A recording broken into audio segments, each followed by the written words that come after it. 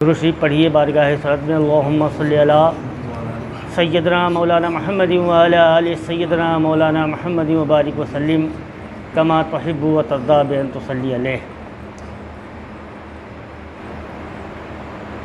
کس زبان سے ہو بیاں اے دوست شان اہل بیت، کس زبان سے ہو بیاں اے دوست شان اہل بیت، مدح خوان مصطفیٰ ہے مدح خوان اہل بیت۔ ان کی پاکی کو بیاں کرتا ہے خود رب جہاں، ان کی پاکی کو بیاں کرتا ہے خود رب جہاں، آیہ تطہیر سے ظاہر ہے شان اہل بیت۔ اور ان کے گھر میں بے اجازت جبرائیل آتے نہیں، ان کے گھر میں بے اجازت جبرائیل آتے نہیں، قدر والے جانتے ہیں عز و شان اہل بیت، قدر والے جانتے ہیں عز و شان اہل بیت۔ اور رزم کا میدان بنا ہے جلوہ گاہ حسن و عشق، رزم کا میدان بنا ہے جلوہ گاہ حسن و عشق، کربلا میں ہو رہا ہے امتحان اہل بیت۔ درود پڑھیے اللہم صلی علی سیدنا مولانا محمد وعلی آل سیدنا مولانا محمد وبارک وسلم۔ خطبہ مسنونہ کے بعد میں نے جس آیت مقدسہ کی تلاوت کا شرف حاصل کیا ہے 25ویں سپارے کے تیسرے رکوع کی 23 نمبر کی آیت ہے۔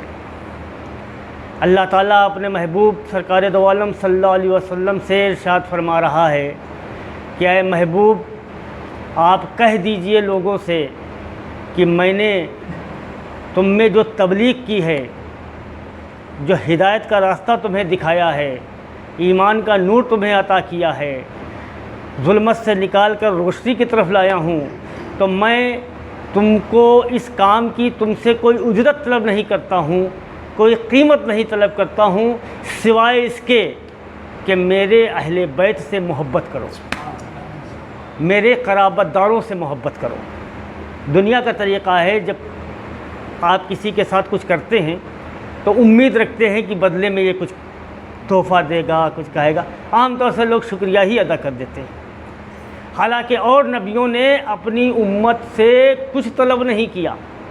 تبلیغ میں تبلیغ کرنے کے بعد اور نبیوں نے اپنی امت سے کچھ طلب نہیں کیا، لیکن سرکار نے طلب بھی کیا تو اور اپنی اولاد کے لیے فرمایا میں نے جو تمہارے درمیان میں تبلیغ کی ہے، تم کو راہ ہدایت دکھائی ہے، تمہیں رہنمائی عطا کی ہے، تمہیں ایمان کی دولت سے سرفراز کیا ہے، تمہیں ظلمت سے نکال کر نور کی طرف لایا ہوں، تمہیں بلندی عطا کی ہے، تمہیں اس امت کا اعزاز دیا ہے جو سب سے اعلیٰ و افضل ہے، اس کے بدلے میں تم سے صرف یہ چاہتا ہوں کہ میرے قرابت داروں سے محبت کرو۔ قربہ ہے آیا ہے میرے قرابت داروں سے محبت کرو۔ تو جب یہ آیت کریمہ نازل ہوئی تو صحابہ اکرام نے سرکار کی بارگاہ میں یہ عرض کیا کہ حضور آپ کے وہ کون سے قرابت دار ہیں جن سے ہم محبت کریں؟ دیکھیں آیت میں قرابت دار ہے، اللہ کے رسول کی یہ شان ہے کہ کوئی بھی چیز کو پس پردہ نہیں رکھا ہے، آنے والے وقت سے بھی آگاہ ہیں۔ قرابت کے ترجمے سے لوگ بہت دور تک چلے جاتے ہیں، اس لیے یہ واقعہ بھی پیش آیا کہ صحابہ اکرام نے عرض کیا، آیت کریمہ جب نازل ہوئی تو صحابہ اکرام نے عرض کیا یا رسول اللہ وہ کون سے قرابت دار ہیں جن سے ہم محبت کریں؟ تو سرکار نے فرمایا علی اور فاطمہ اور ان کی اولاد۔ ثابت ہو گیا کہ آپ کو کس سے محبت کرنا ہے، اور یہی اہل بیت ہیں۔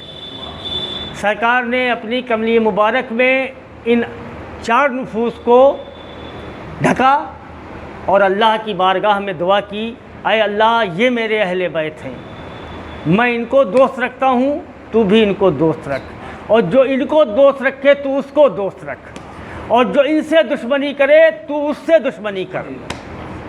یہ عظمت اہل بیت ہے۔ محرم کا مہینہ شروع ہو چکا ہے، آج پہلی تاریخ ہے، اور یہ مہینہ ہم کو اور آپ کو ہر سال اس کربلا کے عظیم سانحے کی یاد بھی دلاتا ہے، اور ہم کو اور آپ کو سبق بھی دیتا ہے، اور ہم کو اور آپ کو ایک ایمان مومن اور ایک سچا محبت کرنے والا اہل بیت سے یہ موقع بھی دیتا ہے کہ آپ ثابت کریے۔ یہ مہینہ ہمارے امتحان کا مہینہ ہے، ہماری محبت کا مہینہ ہے، ہماری عقیدت کا مہینہ ہے۔ تو اہل بیت سے محبت سرکار اور قرآن کی آیت ہے۔ تو قرآن کی آیت کا مطلب یہ ہے کہ جو احکام اس میں قرآن میں ارشاد فرمائے گئے ہیں وہ فرض ہیں۔ قرآن میں ہر ارشاد فرض ہے، اور اس میں کیا ارشاد ہو رہا ہے کہ میرے اہل بیت سے محبت کرو۔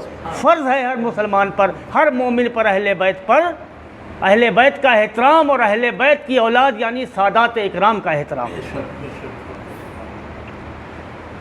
سرکار دو عالم صلی اللہ علیہ وسلم کا ارشاد گرامی ہے کہ جو اگر کوئی شخص کعبے کے کسی بھی گوشے میں نماز پڑھتا ہے اور مقام ابراہیم پہ نماز پڑھتا ہے، کعبہ مکرمہ میں، کعبہ مکرمہ کے بعد سب سے افضل ترین جگہ مقام ابراہیم ہے۔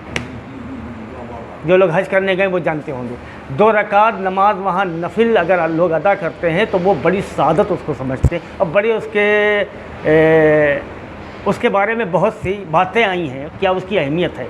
سرکار فرماتے ہیں اگر کوئی شخص کعبے کے یعنی جہاں پہ طواف ہوتا ہے اس گوشے میں نماز پڑھتا ہے، مقام ابراہیم پر نماز پڑھتا ہے اور روزے کی حالت میں ہوتا ہے، لیکن اگر اہل بیت کا بغض اپنے دل میں رکھتا ہے تو وہ جہنمی ہے۔ حدیث قدسی ہے، نماز پڑھتا ہے کہاں؟ کعبے میں، مقام ابراہیم پہ، روزہ بھی رکھتا ہے، فرمایا کیا کہ اگر بغض رکھتا ہے اہل بیت سے تو جہنمی ہے۔ حدیث ہے، قرآن کی آیت، حدیث کریمہ ہم کو اس بات کا سبق دیتی ہے کہ ہم اہل بیت سے محبت کریں، اہل بیت سے کے اوپر ایمان رکھیں، یقین رکھیں، اور پھر ان کی اولاد سادات اکرام جو ہیں ان کا بھی احترام کریں۔ بے شک امام شافعی ہیں، ائمہ اربعہ میں جو 4 امام ہمارے ہیں ان میں امام شافعی بھی ہیں۔ امام شافعی محبت اہل بیت میں ایک مثال ہیں، مثال نہیں مل سکتی ہے امام شافعی کی جو اہل بیت سے انہوں نے محبت کی ہے، اس کی پاداش میں ان کو سزا بھی ملی، بیڑی اور ہتکڑی میں جکڑ کر عراق لے گئے گئے، اور ان کے ساتھ وہ سلوک ہوا ہے جس کو بیان کرنے کی ہمت نہیں، تاب نہیں۔ بہرحال وہ کتابوں کے اوراق میں بند ہے۔ فرماتے ہیں کہ اگر محبت اہل بیت کا نام رافضی ہونا ہے، دیکھیں رافضی بہت بڑی ایک گالی ہے، سن لیجئے، رافضی بہت بڑی گالی، رافضی کے معنی ہوتے جھوٹا، اور بہت بڑا جھوٹا، رافضی کے معنی یہ ہوتے ہیں۔ تو جب آپ اس کے اہل بیت اور محبت اہل بیت میں جب آپ بہت زیادہ آگے بڑھ گئے اور وہ ظاہر ہو گیا تو لوگوں نے آپ پہ الزام لگایا کہ یہ رافضی ہیں۔ فرماتے ہیں کہ اگر محبت اہل بیت کا نام رافضی ہے تو اے جن اور انسانوں گواہ رہو کہ میں رافضی ہوں۔ امام شافعی ہیں، ایک مسلک کے امام ہیں، کیا فرماتے ہیں؟ میں رافضی، مجھے ہونا قبول ہے اگر اسی کا نام رافضی ہے۔ فرماتے ہیں اے اہل بیت، اے آل رسول، آپ کی عظمت کے لیے یہ کافی ہے کہ اگر آپ پر درود نہ پڑھا جائے تو نماز مکمل نہیں ہوگی۔ امام شافعی فرماتے ہیں۔ سادات اکرام کے بارے میں یہ آیا ہے کہ ان کا احترام اگر کوئی شخص کرتا ہے اور دل سے کرتا ہے، عقیدت سے کرتا ہے، تو اللہ تعالیٰ تمام گناہوں کے باوجود بھی اس کو بخش دے گا۔ کیوں؟ اس لیے کہ سرکار نے فرمایا ہے کہ اگر میری اولاد کے ساتھ کوئی احسان کرتا ہے تو میں قیامت کے روز بدلہ اس کا میں دوں گا۔ اب سرکار کا بدلہ کیا ہوگا اندازہ لگائیے۔ سادات اکرام کی خصوصیات میں زکوٰۃ حرام، سادات اکرام پہ زکوٰۃ حرام ہے۔ نسب اور حسب میں روئے زمین پر سب سے اعلیٰ اور افضل ہیں، ان کا مقابلہ کوئی نہیں کر سکتا ہے، سب سے اعلیٰ و افضل۔ اور سب سے بڑی خصوصیت یہ ہے کہ حضرت بی بی فاطمہ کی اولاد ہونے کے باوجود سرکار کی اولاد کہلاتے ہیں۔ بے شک حق ہے۔ اس لیے سرکار نے حضرت امام حسن، حضرت امام حسین کو اپنا بیٹا کہا ہے، دونوں حضرات کو ابن رسول اللہ کہا جاتا ہے۔ سرکار نے فرمایا کہ سارے نبیوں کی اولادیں ان کی پشت میں تھیں، لیکن میری اولاد علی ابن طالب کی پشت میں ہے، حضرات حسنین کریمین میرے بیٹے ہیں۔ تو یہ سب سے بڑی خصوصیت سادات کی ہے کہ وہ رسول کریم صلی اللہ علیہ وسلم کی اولاد، بی بی فاطمہ کی اولاد ہونے کے باوجود کہلاتے ہیں سرکار کی اولاد۔ اور پھر قیامت کے دن سب کے نسب منقطع ہو جائیں گے علاوہ سرکار کے نسب کے، سادات کا نسب برقرار رہے گا، باقی سب منقطع ہو جائیں گے۔ سرکار نے فرمایا کہ سادات اکرام کے ساتھ اگر کوئی اچھا سلوک کرتا ہے تو اس کی درازی عمر بالکل مستحکم ہے کہ وہ عمر دراز پائے گا، اور قیامت کے روز اس کا چہرہ نور کی طرح سفید چمک رہا ہوگا، بے شک۔ سرکار نے فرمایا۔ اور پھر ایک زمانہ تھا، یہ تاریخ کے میں حوالے سے آپ کو بتا رہا ہوں کہ ایک زمانہ تھا جب عرب میں ایک یہ چلن تھا کہ جو حسنی سید ہوا کرتے تھے ان کو شریف کہا جاتا تھا، اور جو حسینی سید ہوتے تھے ان کو سید کہا جاتا تھا، تاکہ یہ فرق ہو جائے کہ آپ حضرت امام حسن کی اولاد میں ہیں اور حضرت امام حسین کی اولاد میں ہیں۔ پھر وہاں جو صرافے کی بازار تھی، یعنی جہاں سنار لوگ رہا کرتے تھے جو مہریں اپنی بناتے تھے، تو انہوں نے اپنی مہروں پہ اشراف ڈال لیا، شریف کا جمع ہے اشراف، اشراف ڈال دیا، تو وہ شریف لکھنا سادات اکرام نے بند کر دیا۔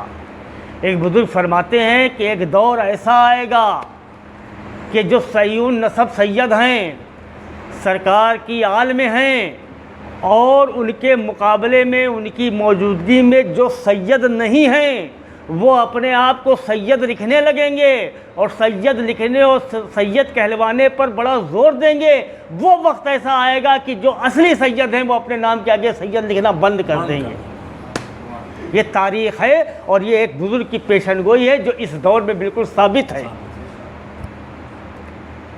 سرکار نے فرمایا کہ قیامت کے روز میری اولاد سے محبت کرنے والا اس طرح آئے گا کہ اس کے دونوں آنکھوں کے بیچ میں، یعنی یہاں پہ یہ لکھا ہوگا کہ اللہ کی رحمت سے پر امید، اور اس کے برخلاف جو اولاد رسول سے بغض رکھتے ہیں ان کی دونوں آنکھوں کے درمیان لکھا ہوگا جہنمی۔ یہ ہے اہل بیت اطہار کی عظمت، اور یہ ہے ان کا مرتبہ۔ اب یہ ان سادات اکرام کے لیے ہے جو اولاد میں ہے اور جو قیامت تک چلتا رہے گا، یہ نسب کبھی منقطع نہیں ہوگا۔ اب آپ اندازہ لگائیے ان شخصیات کے بارے میں جن کو سرکار دو عالم صلی اللہ علیہ وسلم نے اپنی زبان اقدس چسوائی ہے، جن کو اپنی ران مقدس پر بیٹھالا ہے، جن کو اپنا بیٹا کہا ہے، جن کو اپنے گوشت کا ٹکڑا کہا ہے، ان کے ساتھ جب کربلا کے میدان میں مظالم ہو رہے ہوں گے، جب وہ 3 روز کے بھوکے اور پیاسے ہوں گے، تو اس ذات اقدس پہ کیا گزر رہی ہوگی۔ اور آج ہم لوگ محرم کی یادگار تو مناتے ہیں، لیکن ہمارے آنکھوں میں بناوٹی آنسو بھی نہیں ہوتے ہیں، اور ہم دعویٰ کرتے ہیں محبت رسول کا اور محبت اہل بیت کا۔ ہم خوشیاں مناتے ہیں، ہم قہقہے لگاتے ہیں، ہمارے گھر میں خوشی کی محفلیں سجتی ہیں۔ انتہا ختم ہے کہ یہ وہ دور آ گیا ہے کہ اب مسلمانوں کے گھروں میں شادیاں ہوتی ہیں محرم کے مہینے میں۔ کیا ان احادیث کریمہ اور اس آیت کریمہ جو ہے اس کی روشنی میں کیا یہ دعویٰ کیا جا سکتا ہے کہ ان کی نمازیں انہیں بخشوا دیں گی، ان کے روزے انہیں بخشوا دیں گے، ان کے حج انہیں بخشوا دیں گے؟ یہ احادیث شریف، یہ قرآن کی آیت موجود ہے۔ اور سادات کی پہچان ہے ایثار، اور سادات کی پہچان ہے سخاوت، اور سادات کی پہچان ہے قربانی۔ حضرت امام حسین نے جو ایثار، جو قربانی امت کے لیے دی ہے، اس کی مثال نہ ملی ہے، نہ ملے گی، نہ قیامت تک کوئی دوسرا حسین پیدا ہوگا۔ یہ صرف سادات کی شان ہے، اور ایسی نہیں ہے۔ قرآن نے جگہ جگہ اس بات کو واضح کیا ہے۔ ایک مرتبہ بچپن میں حضرات حسنین کریمین کی طبیعت خراب ہو گئی، کوئی افاقہ نہیں ہو رہا تھا۔ سرکار دو عالم صلی اللہ علیہ وسلم عیادت کے لیے گئے، تشریف لے گئے، اور صحابہ کرام گئے عیادت کے لیے۔ کسی نے حضرت علی سے کہا کہ آپ 3 روزوں کی منت مان لیجئے۔ تو حضرت علی نے 3 روزوں کی منت مانی کہ بیٹے صحت یاب ہو جائیں، حضرت بی بی فاطمہ نے منت مانی کہ بیٹے صحت یاب ہو جائے، اور آپ کی ایک خادمہ تھی انہوں نے منت مانی۔ اب 3 نفوس ہیں، 3 روزوں کی منت ہے۔ روزے کا پہلا دن ہے، گھر میں کوئی چیز نہیں ہے جس سے روزہ کھولا جائے۔ سید کی سخاوت دیکھیے آپ، سادات کا یہ عظیم الشان جو اللہ نے ان کو حصہ دیا ہے، ملاحظہ فرمائیے۔ آدمی سوچ سکتا ہے کر نہیں سکتا ہے، حج حج کر سکتا ہے کر نہیں سکتا ہے۔ روزہ ہے پہلا، گھر میں کچھ نہیں ہے، شام ہونے کے قریب ہے، حضرت علی کرم اللہ تعالیٰ وجہ باہر جاتے ہیں اور ایک یہودی سے کچھ اجرت پر کچھ جو کا آٹا لیتے ہیں، اور جو کا آٹا لے کے آتے ہیں، حضرت بی بی فاطمہ سے کہتے ہیں اس کا 1/3 روٹی پکا لو، اور 1/3 کل اور 1/3 پرسوں، یعنی تینوں روزوں کے لیے ہو جائے گا۔ 3 نفوس روزے سے ہیں، 1/3 روٹی پکی ہے، آپ جانیے کتنی ہوگی ایک حصے میں، کتنی آ سکتی ہے کسی کے حصے میں۔ افطار کا وقت ہے، روٹی رکھی ہوئی ہے، اور اسی وقت ایک سائل آواز دیتا ہے کہ میں بھوکا ہوں، مسکین ہوں، یتیم ہوں، میری مدد کریے، اے آل رسول میری مدد کریے۔ حضرت علی روٹی اٹھاتے ہیں اور اس کو دے دیتے ہیں، اور پانی سے تینوں نفوس روزہ کھول لیتے ہیں، منت کا اگلا روزہ اسی حالت میں رکھ لیتے ہیں۔ پھر روٹی پکتی ہے، پھر سائل آتا ہے، پھر یہی کہتا ہے، آپ وہی روٹی دے دیتے ہیں، پھر سادے پانی سے روزہ کھولتے ہیں۔ 3 دن متواتر روٹی سائل کو دیتے ہیں اور پانی سے روزہ کھولتے ہیں۔ آپ سمجھیے ایثار ہے آل رسول کا، ایسی ویسی بات نہیں۔ ہمارے آپ کی زبان میں تو طاقت نہیں ہے کہ تعریف کر سکیں، اتنا ایثار کیا ہے کہ قرآن کی آیت نازل ہو گئی، 29واں سپارہ ہے، 19واں رکوع ہے۔ اللہ تعالیٰ ارشاد فرماتا ہے کہ یہ جو مسکینوں کو اور محتاجوں کو اور قیدیوں کو کھلاتے ہیں وہ صرف اللہ کی رضا اور اس کی خوشنودی کے لیے کھلاتے ہیں، نہ ان کو کسی اجرت کی ضرورت ہے، نہ شکریہ کی ضرورت ہے۔ قرآن کی آیت موجود ہے کسی کی اولاد کے بارے میں قرآن میں آیت آئی ہو تو بتائیے، کسی کی عظمت کے بارے میں آئی ہو تو آئیے۔ آج لوگ اپنی نمازوں پہ گھمنڈ کر رہے ہیں، اپنے روزوں پہ گھمنڈ کر رہے ہیں، اپنے حج پہ، اپنے تقوی پہ، لیکن یہ بھول گئے کہ یہ صدقہ کس کا ہے، یہ ملا کہاں سے ہے، یہ احسان کس کا ہے۔ آپ ان کے سامنے جھکتے ہوئے اپنی توہین محسوس کرتے ہیں۔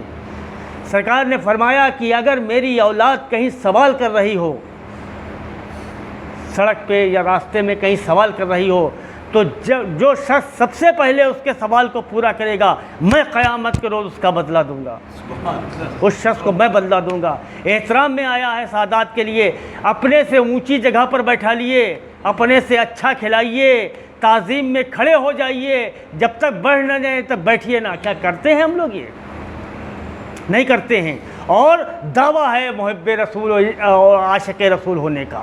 اپنی نمازوں پہ گھمنڈ ہے، اپنے روزے پہ گھمنڈ ہے، اپنے حج پہ۔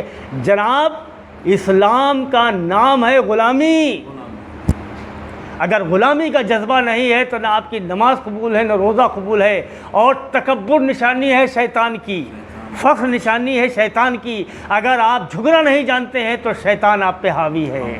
نمازیں آپ کی قبول نہیں ہو رہی ہیں، نماز پڑھنے کے بعد بھی اگر آپ کے دل میں سختی ہے تو نمازیں قبول نہیں ہو رہی ہیں۔ روزہ رکھنے کے بعد اگر کسی کی بھوک اور پیاس میں آپ کو تڑپ نہیں محسوس ہو رہی ہے تو آپ کے روزے قبول نہیں ہو رہے ہیں۔ یہ ہے اسلام، اور یہی ہے سبق اہل بیت، اور یہی ہے عشق اہل بیت۔ تعزیہ منائیے، سبیلے رکھیے، کھچڑا پکائیے، امام صاحب کی نیاز کریے، لیکن اس کے باوجود بھی یاد رکھیے کہ اگر بال برابر بھی گستاخی ہو گئی اس بارگاہ میں تو ہماری ساری عبادت اور ریاضت بیکار چلی جائے گی۔ اس لیے اس بارگاہ کی گستاخی وہ عظیم الشان ہستی برداشت نہیں کرے گی جس نے اپنا بیٹا ان کو کہا ہے، اور ان کے صدقے میں آپ کی نماز قبول ہوگی، انہی کے صدقے میں آپ کے روزے قبول ہوں گے۔ آج کا دور وہ ہے کہ لوگ حضرت امام پاک کی مخالفت میں اس حد تک پہنچ گئے ہیں اپنی عبادت کے گھمنڈ میں کہ یزید کو اچھا کہتے ہیں۔ کیا کل وہ اس حدیث شریف اور اس قرآن کی آیت کی روشنی میں منہ دکھا سکتے ہیں وہاں؟ کیا ان کی نمازیں کام آ سکتی ہیں؟ ارے جناب، جو کربلا کی جنگ ہوئی ہے تو اس میں بھی مسلمان تھے، نماز پڑھنے والے تھے، روزہ رکھنے والے تھے، اسی نبی کا کلمہ پڑھتے تھے، قرآن بھی پڑھتے تھے، لیکن قتل حسین نے ان کو جہنمی قرار دے دیا۔ اور عبرتناک انجام ہوا ہے۔ آج بھی ان کی قبروں پر اللہ کا عذاب نازل ہے۔ اللہ تعالی ہمیں اور آپ کو محبت اہل بیت عطا فرمائے، اور محبت اہل بیت ہی نہیں بلکہ عشق اہل بیت عطا فرمائے، اور اللہ تعالی اہل بیت کے صدقے اور تحفے میں ہمارے گناہ کبیرہ اور صغیرہ معاف فرما دے، اور ہمیں اہل بیت اطہار کی عزت و تعظیم اور ادب کرنا اللہ تعالی اس کی توفیق عطا فرما دے، اور حضرات حسنین کریمین کہ خدمت اقدس میں ہمارا جو کچھ ہے سب لٹا دیا جائے، سب کچھ قربان کر دیا جائے۔ ہم اس بات پہ راضی ہیں، ہمارا ایمان سلامت رہے، امام صاحب ہم سے راضی رہیں۔ وآخر دعوانا الحمدللہ رب العالمین۔ 3 مرتبہ الحمد شریف، 3 مرتبہ قل واللہ شریف، 3 مرتبہ اول آخر درود شریف پڑھ لیجئے، اور امام پاک کی اور تمام شہدائے کربلا کی ارواح مقدسہ کو بخش دیجیے۔ بسم اللہ الرحمن الرحیم۔